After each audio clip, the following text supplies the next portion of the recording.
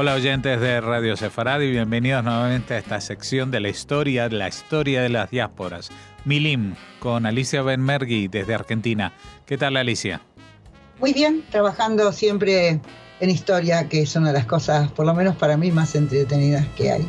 Bueno, antes de explicar dónde estamos en esta historia, pues recordarle a los oyentes que de lo que vamos a hablar hoy y de muchos temas más pueden encontrarlos en la página web milimcultural.com.ar y también pueden recibir un boletín gratuitamente cada 2 semanas en su correo electrónico suscribiéndose a través de cultural@arnet.com.ar. Nosotros llevamos meses hablando del exilio sefardí, lo que vino después de la expulsión de España, de lo que vino con los judíos que se fueron, con los que se quedaron y se convirtieron, y abrimos incluso un subcapítulo con lo que pasó en el siglo XVII con el falso Mesías, con Shabtai Zevi, que es el que estamos tratando. Y al final vamos a reservar un minutito para recordar que se nos acaba, porque estamos hablando de historia, entonces la historia se marca con el paso de los años y estamos a punto de cambiar de año judío, así que al final vamos también a recordarlo, pero ahora de lo que se trata es de seguir hablando y completar la imagen de lo que pasó con Shabtai Zevi. Tal cual. ¿Por qué hicimos un subcapítulo o un capítulo especial? Bueno, porque en esto lo que pasó es que en un momento que estamos hablando de la diáspora sefaradí, vemos cómo se unen las dos diásporas. Incluso, no solo las dos diásporas, estaba leyendo, y eso lo voy a mandar escrito, la historia de los judíos del Yemen, que estaban absolutamente fascinados con este falso Mesías, con esta llegada mesiánica. Y también los otros, los de Afganistán, de lugares así muy lejanos, de los cuales nosotros ni siquiera podemos imaginarnos que también para ellos esto iba a tener un efecto tan importante. Esto es por una parte.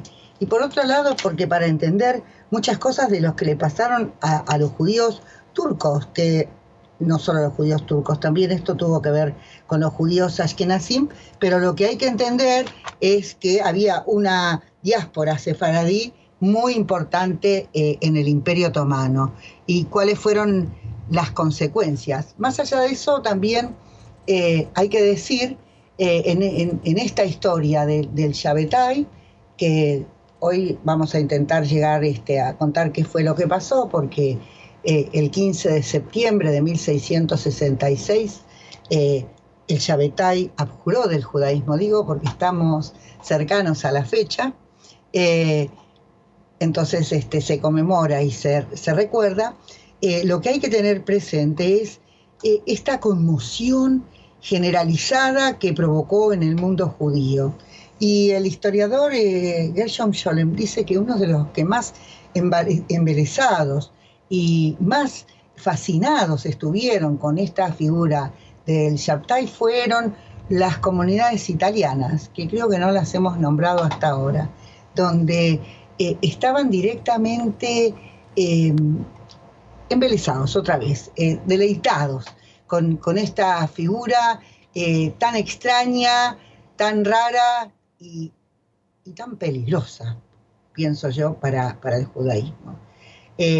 Sin embargo, a pesar de todo, también dice que hubo dos hermanos judíos, dos hermanos de Italia, que se opusieron absolutamente a la figura estaban así totalmente en contra de toda la pleitesía que se le rendía. Había que tener coraje en esta época para rechazarlo, y bueno, no me acuerdo cómo se llamaban ahora los hermanos, supongo que así, uno era Jacob francés, no sé si eso estará bien traducido, y su hermano Emanuel. Los dos eran de Mantua en italiano, y los dos escribieron textos demostrando la falsedad de la creencia y la falsedad de todo el mensaje mesiánico de del Shabtai, y sin embargo, a pesar de todo, estas comunidades italianas continuaron con esta adhesión así absoluta a la figura de este falso Mesías. Se dice que en todas partes, en Polonia, en las ciudades de Minsk, en varias de estas ciudades muy pobladas por judíos, los judíos salían a las calles a cantar y bailar, o salían con las fotos sacadas de los periódicos cristianos para rendir la pleitesía y anunciar la buena nueva. Es la buena nueva, es pensar, y sobre todo por lo que pasó en Polonia, después de todo el Chmelnytsky, las matanzas que tuvieron lugar en todos esos años anteriores. Era una especie de reivindicación para los judíos. Lo mismo fue con los judíos de Marruecos y Argelia, una adhesión así absoluta, y lo mismo los judíos, el texto dice Rusia, qué sé yo si sería Rusia, sería el imperio zarista, donde los judíos estaban absolutamente también llevados por esta emoción y por esta esperanza. Una pregunta.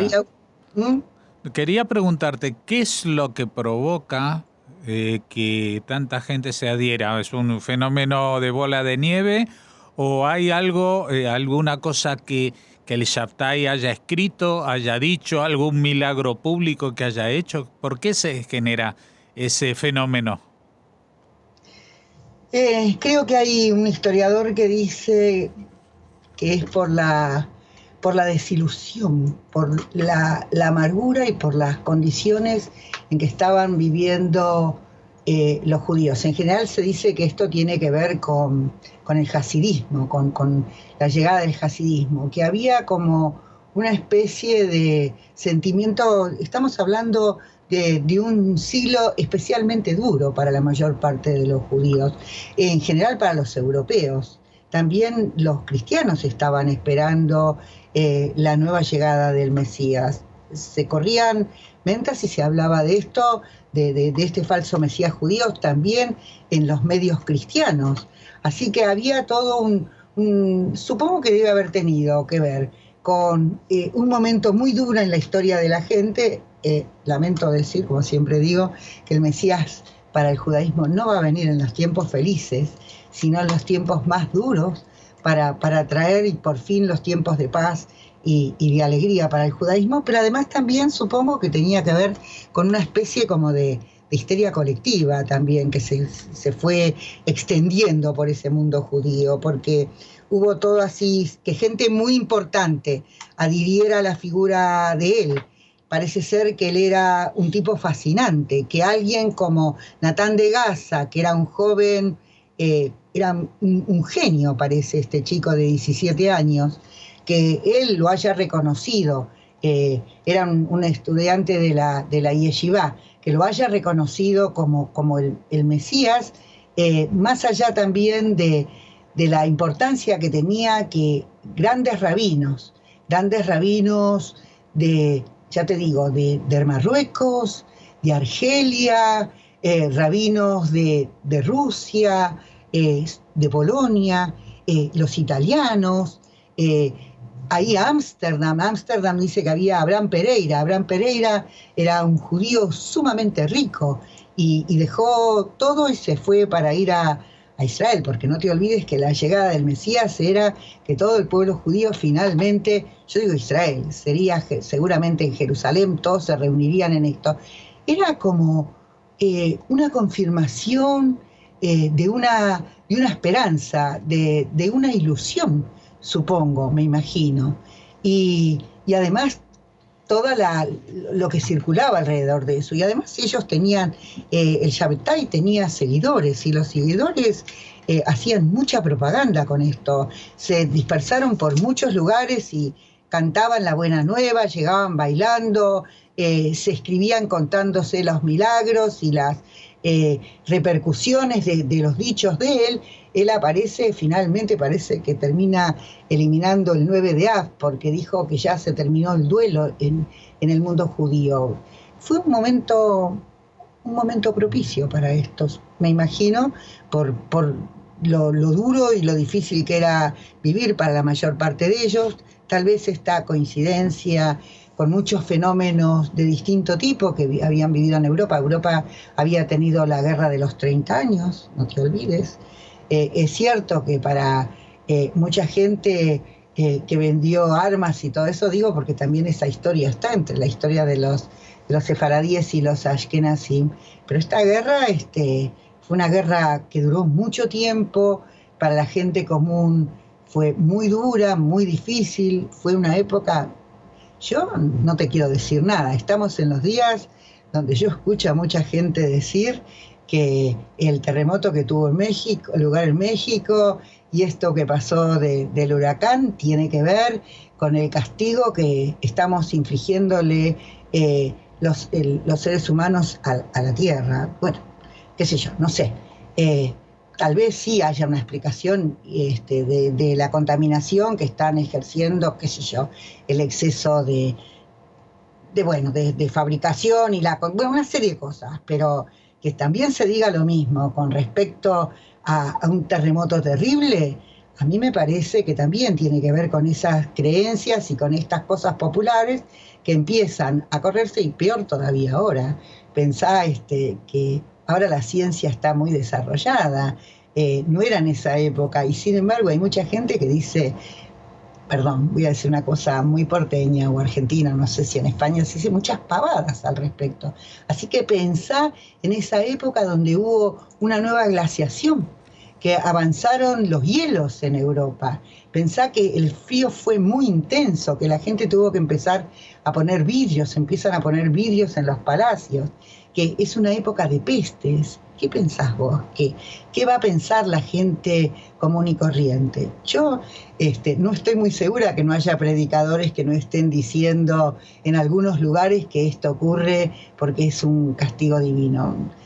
Medio como que me lo estoy oyendo en alguna parte. Entonces, entre esta cosa, entre religiosa y medio fanática, que tiene que ver con todo este tema de la contaminación ambiental y de los ambientalistas y todo eso, bueno, cada época ha tenido lo suyo, y supongo que esto de la llegada del Shabtai y el consuelo que significaba, imagínate vos para los pobres judíos polacos que la habían pasado tan pero tan mal. Bueno, después de esto viene el Baal Shem Tov. No les quedaba nada a ellos, ¿para qué y por qué vivir? Entonces, y tanta propaganda y tanta difusión, y cuando digo propaganda, por favor, no había internet, no había diarios, la gente común supongo que no se compraba diarios en esa época, pero estaba el boca a boca, y además la gente circulaba, y además los judíos viajaban. Está el relato ese de ella, de Likel de Amel, cuando ella cuenta que en la sinagoga de los sefaradíes a la que ellos fueron, llegaron los seguidores vestidos de la forma en que llegaron, cantando y bailando y trayendo la buena nueva. Así que yo pienso que, como en todos los fenómenos humanos y sociales, siempre confluyen una serie de cuestiones que van a tener que ver con los hechos que van a tener lugar. También siempre me acuerdo, porque yo tuve que trabajar con el tapiz de Bayeux. Y el tapiz de Bayeux, que es un tapiz muy viejo que hicieron bordar los normandos cuando conquistaron Inglaterra, muestra como un signo de mala suerte o de mal augurio el paso del cometa Halley. Y en ese siglo, en el siglo XVII, también pasó el cometa Halley, y los europeos lo veían como un anuncio de muchas desgracias. Y los judíos vivían en un ámbito propio, pero también estaban en esos ámbitos donde el miedo, el temor, y además las hambrunas que habían. En general la gente cree que las hambrunas se producen por falta de higiene. Bueno, la falta de higiene seguro que producía las pestes, me equivoqué. Pero las pestes estaban producidas fundamentalmente por las hambrunas, porque la gente estaba muy mal alimentada, y además esto tenía que ver con el fracaso de las cosechas. Así que tenemos una serie de cuestiones que confluyeron todas para que la idea de y además la misma personalidad de él. Gershom Scholem dice que él tenía una persona, que era un hombre hermoso, parece ser que era, y tenía toda una cosa, cuando cantaba tenía una hermosa voz, cantaba muy bien, y además tenía no me acuerdo cómo es la palabra, de cuando o tenía grandes momentos de exaltación, un maníaco depresivo, o grandes momentos de decaimiento. Bueno, todo esto hace que, y además pensemos en los judíos del Yemen, que en el año 1100 creo que querían dejar el judaísmo porque pensaban ya que el Mesías no iba a llegar, y entonces Maimónides les mandó una carta y les dijo que lo esperaban, que el Mesías iba a llegar. Vamos a poder decir, bueno, Alicia, pasaron como 500 a 600 años, sí, pero en el Yemen están estos judíos que están esperando la señal que les dijo Maimónides que iba a llegar. Así que tenemos toda una serie de elementos que están ahí confluyendo para que esto sea así. Y hay mucha gente que es susceptible, y hay mucha gente que le gusta creer. Yo, que tengo un espíritu bastante, ¿cómo podría decir? Descreído, no es descreído, pero he sido educada para pensar, y con una fuerte influencia racional.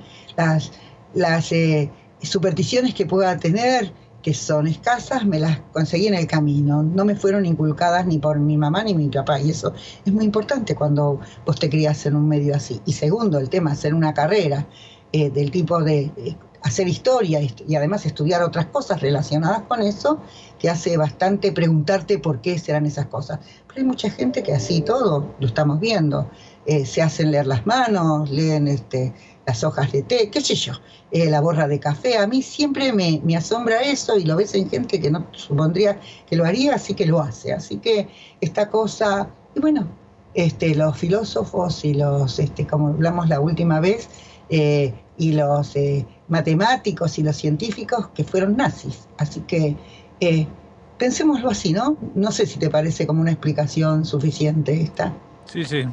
Puedes seguir hablando de lo que venías a hablar. Digo, porque es peligroso, ¿no? Es muy peligroso, y además asusta mucho que la gente alcance grados muy grandes de irracionalidad. Pero yo, cada vez que en Corea del Norte este hombre amenaza con tirar la bomba atómica y lo escucho hablar a Trump, digo, bueno, continuemos. Entonces tenemos el Shabtai, que lo meten preso. Lo meten preso en Galípoli. Él fue a la ciudad de Galípoli. Una vez yo creo que escribimos y hablamos que parece ser que los judíos de Galípoli eran seguidores. Cuando hablo de Galípoli, piensa la gente, yo estuve ahí, que también ahí estaba el lugar donde tuvo lugar la batalla de Troya. Digo, para que miremos, ¿no? Y pensemos históricamente. Y lo meten preso a él ahí por todos los escándalos que está provocando con su presencia en los lugares por los cuales él circula. No sé si terminé de decir que estos judíos polacos fueron reprimidos por el rey de Polonia. El rey de Polonia dio orden, era en los lugares en Pinsk, en Vilna y en Lublin. ¿Quién te hubiera dicho en Vilna, no? Donde el rey de Polonia dio orden que se terminaran con semejantes escándalos, y dio orden de reprimir, y le dijo a la comunidad que se tranquilizara. Bueno, a él lo meten preso ahí en Galípoli, y la gente lo va a visitar. Dice que hizo una especie como de corte que él tenía, y lo llevan lo van a visitar y lo van a entrevistar diversas personalidades. Lo que le pasa a él en Galípoli, parece ser, es que lo visita un judío polaco, un cabalista, que se llamaba, eso lo cuenta Scholem, se llamaba Nehemías Acohen, y era de Lugo. Y parece ser que le fue a discutir, o fue a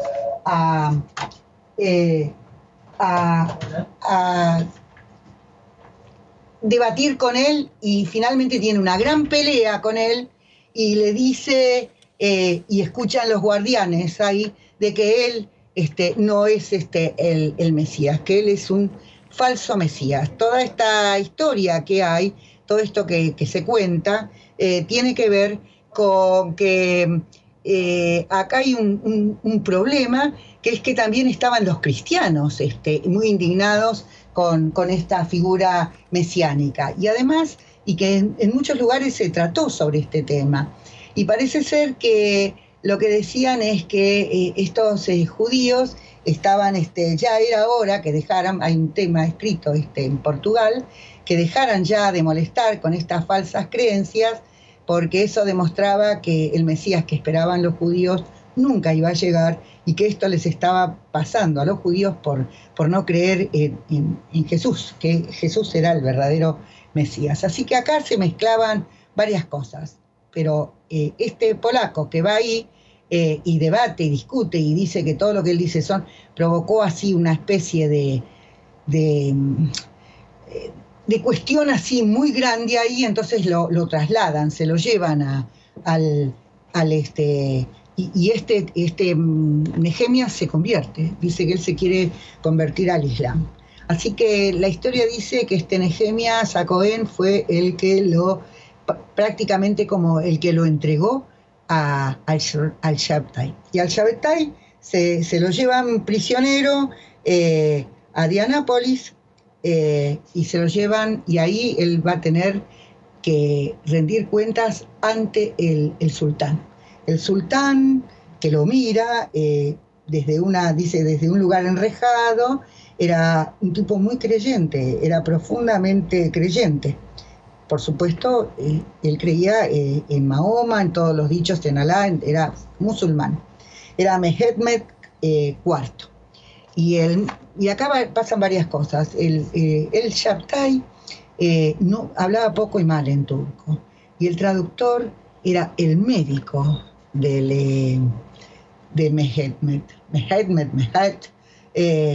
Era un médico que debo decir que se llamaba Mustafa Ayatzadeh.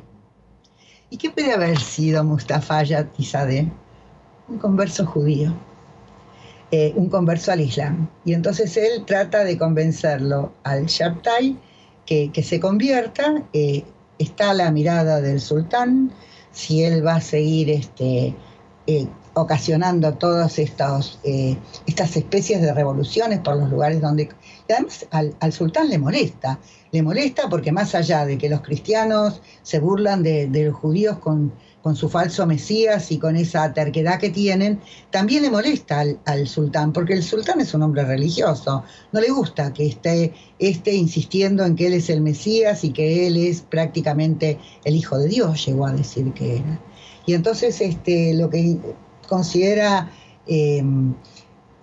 Scholem es que él estaba en un periodo depresivo, que él no se defendió, no hizo nada para defender su causa. Me imagino el miedo que habrá tenido cuando le están amenazando de que en esto le va la vida, porque si no se convierte, prácticamente lo iban a justiciar. Así que él decide convertirse al Islam, y esto causó una revolución, otro tipo de revolución dentro del mundo judío, que parece ser que algunas consecuencias todavía están presentes aún hoy día, por distintas razones que te las voy a contar en otro momento. Claro. Pero que me parece bastante tenerlas en cuenta, porque que él se haya convertido es prácticamente un acto de traición terrible para la mayor parte del judaísmo. Pero Natán de Gaza va a decir después que en realidad él no lo va a hacer, él no renegó del judaísmo, le encuentra la vuelta, como siempre. Pero lo cierto es que él se convierte, le van a pagar por día una buena suma. Él toma el nombre de tengo entendido que se va a llamar, tomó el nombre de Aziz Mehmed Efendi, toma el nombre del mismo sultán, y le dan un título honorario que era guardián de las puertas del palacio, Tabni Bashi.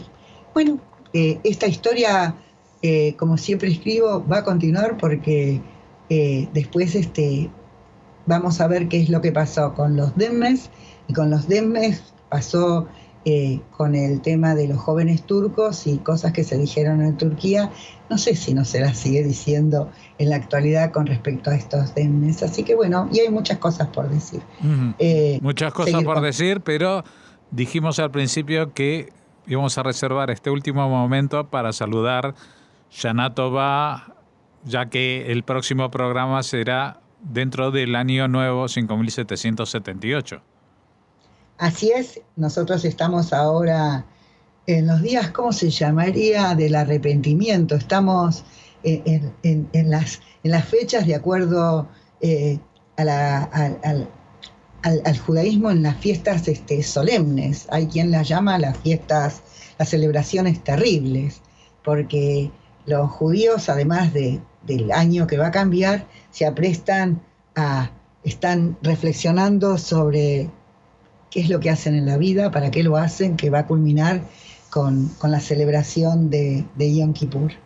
Y bueno, nosotros hay quien... A mí me parece una fiesta muy linda, Rosh Hashanah. Me gusta comer la jala redonda, me gusta que se sirva la manzana con miel, y como decía mi mamá siempre que venía la gente a comer, es más fácil hacer comida para Rosh Hashanah que para Pesaj, porque en Pesaj no se puede usar ninguna otra cosa que nada que contenga harina. Y bueno, nosotros lo que podemos desear es que este mundo se pacifique un poco, que podamos, entre esta cosa de estamos en un exceso de racionalidad que conduce a actos de irracionalidad espantosos.